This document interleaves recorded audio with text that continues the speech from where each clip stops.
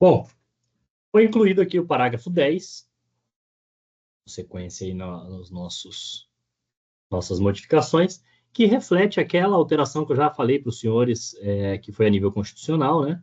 Dizendo que é facultado ao optante do Simples Nacional apurar e recolher o IBS e a CBS de acordo com o regime regular aplicável a esses tributos, hipótese em que as parcelas a ele relativas não serão cobradas pelo regime único.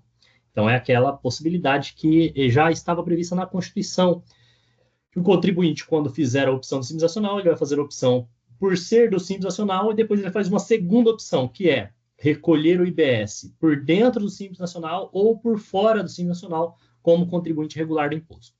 Se ele optar por recolher por fora do Simples Nacional, como contribuinte regular do imposto, aí tem um parágrafo antes que diz que a opção que se refere ao parágrafo 10 será exercida para os semestres iniciados em janeiro e julho de cada ano, sendo irretratável para cada um desses períodos, devendo ser exercida nos meses de setembro e abril imediatamente anteriores a cada semestre. Veja, essa opção, diferente da opção por ser do Simples ou não, a opção por ser do Simples, ele faz uma vez no ano e é irretratável para o ano. Tá? Hoje ele faz em janeiro, a gente vai ver que também foi alterado isso e vai passar a ser setembro. Mas a opção por recolher o IBS-CBS por fora, ela não vai ser anual, ela vai ser semestral. Então, a cada semestre, ele vai optar por continuar recolhendo como por dentro do Simples ou por fora do Simples o IBS-CBS.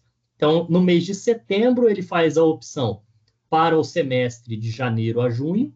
No mês de abril, ele faz a opção para o semestre de julho a dezembro. Para efeito, e ela é irretratável dentro do semestre. Foi incluído também o 13A, que diz que para efeito do recolhimento do ICMS, do ISS, do IBS no Simples Nacional, aquele limite que a gente já mostrou para vocês, será de 3 milhões e 600 por ano. Né? Então, observado o parágrafo 9º e tal, enfim, observado uma série de coisas, como, por exemplo, se foi início de atividade, se ultrapassar em 20%, menos de 20%, etc. Mas o que acontece é aquilo que eu já expliquei na aula anterior. Se ele ultrapassar 3.600 de faturamento, ele pode continuar no Simples, mas não pode recolher IBS, ISS, nem ISS, nem IBS, nem ISS, nem ICMS por dentro do Simples Nacional. A CBS ele pode. CBS ele pode, tá? Então, assim, os tributos subnacionais têm um limite de 3 milhões e 600. Os tributos federais, limite de 4 milhões e 800. Então, se ele tiver entre 3.600 e 4.800 de faturamento, ele pode recolher CBS e todos os outros tributos sobre o faturamento, mais ICMS e ISS, nesse período de 2027 até 2032, e IBS de 2027, 2029 para frente, tudo, ele não pode recolher por dentro da sistemática do Simples Nacional. Então, a gente vai ter essas empresas, algumas empresas, que vai ser uma situação diferente do normal. Ela vai ser do Simples Nacional, ela vai optar por recolher sobre o faturamento, vai pagar CBS sobre o faturamento, mas vai pagar o IBS com débito e crédito. Então, a gente vai ser a única situação em que a opção pelo IBS, o recolhimento, a apuração do IBS e do CBS vai ser diferente. Nas outras situações, a gente tem uma identidade material dos dois tributos. Um puxa o outro, é um IVA dual. Nessa situação da empresa do Simples, que tem faturamento entre 3.600 e 4.800, se ele optar por recolher sobre o faturamento, ele só pode fazer essa opção quanto a CBS. O IBS, ele tem que recolher no débito e crédito normal. No artigo 16, então, eu já antecipei para vocês essa alteração que teve. Hoje e até o final de 2026, o contribuinte em janeiro faz a opção por ser contribuinte, por ser do Simples Nacional, e essa opção vale para todo aquele ano. Sempre virava um corre-corre em janeiro, né? e aí às vezes tinha recurso e tal, aí com data retroativa, aí tinha que refazer escrita, então virava aquele inferno. Então agora o que vai ser a partir de 2027? Ele vai fazer essa opção em setembro para valer para o ano seguinte. Então, de setembro a dezembro dá tempo de arrumar as coisas, resolver o contencioso do enquadramento, sem ter que ficar fazendo escrituração retroativa. A opção, então, por ser do Simples Nacional, ela vai ser em setembro e não em janeiro, como é hoje. E lembrando, se ele optar por ser contribuinte, essa opção é irretratável por todo o ano. Mas a opção por recolher IBS e CBS por dentro ou por fora do Simples Nacional, ela é semestral. Ela é irretratável para o semestre. Tivemos uma alteração no artigo 18, que é o artigo que delimita a RBT12. A RBT12 é o seguinte, você tem as tabelas, né?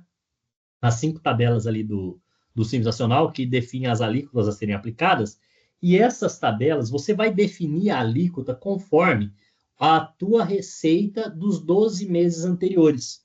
Então, hoje, o que você faz? Eu estou apurando o mês de julho. Terminou o mês de julho, eu estou apurando o mês de julho.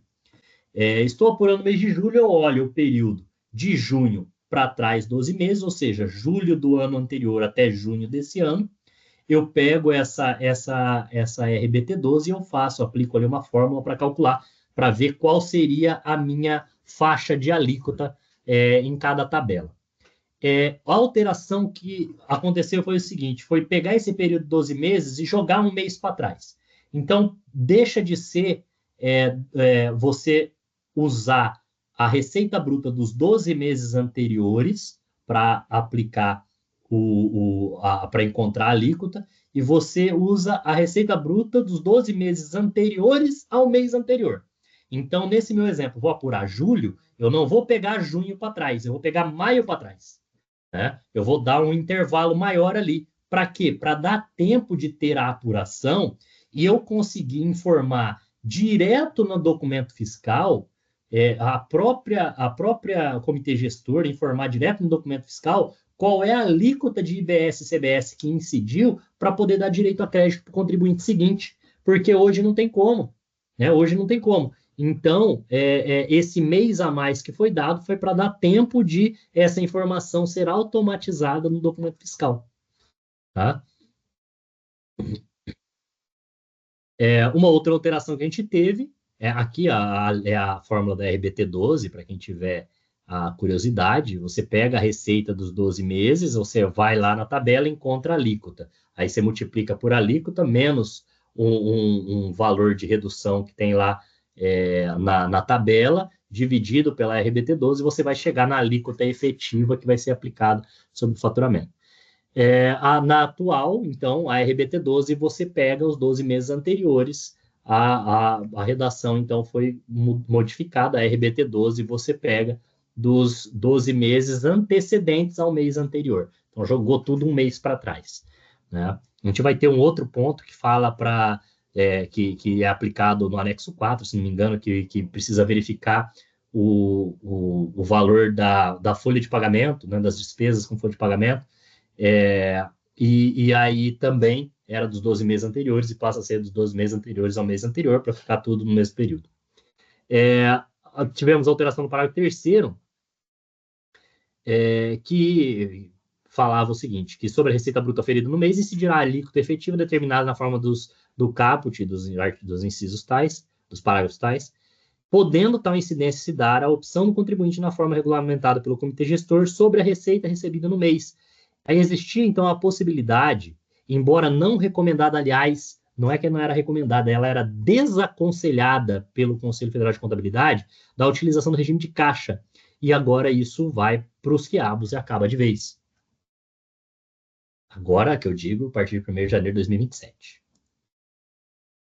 Tivemos ainda a alteração aqui do parágrafo 4º, que diz, a gente tem ali a redação válida até 2026, que o contribuinte deverá considerar destacadamente para fins de pagamento as receitas recorrentes de venda de mercadoria que serão tributadas na forma do anexo 1.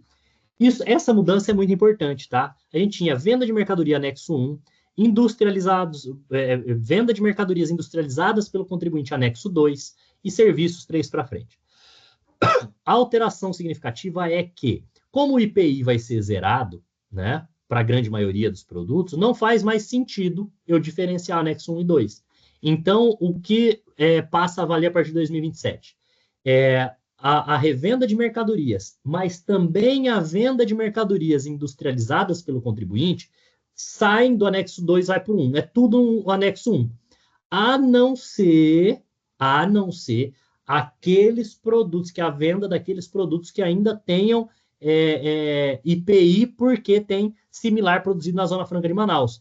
Aí, anexo 2 só vai servir para os produtos que tem similar na Zona Franca de Manaus, porque o anexo 2 tem IPI, tem a alíquota de IPI acrescida. O anexo 1 não tem. Como o IPI praticamente deixa de existir, eu jogo todas a receita de industrialização para tributar no anexo 1 também. E o anexo 2 acabou? Não acabou, por quê? Porque ainda vai ter IPI para aqueles benditos que produzam o similar na Zona Franca de Manaus. Aí, quando tiver um similar produzido na Zona Franca de Manaus, aí vai tributar no Simples Nacional no anexo 2. Exclusivamente nessas situações da Zona Franca de Manaus, é o que diz o inciso 2 aqui.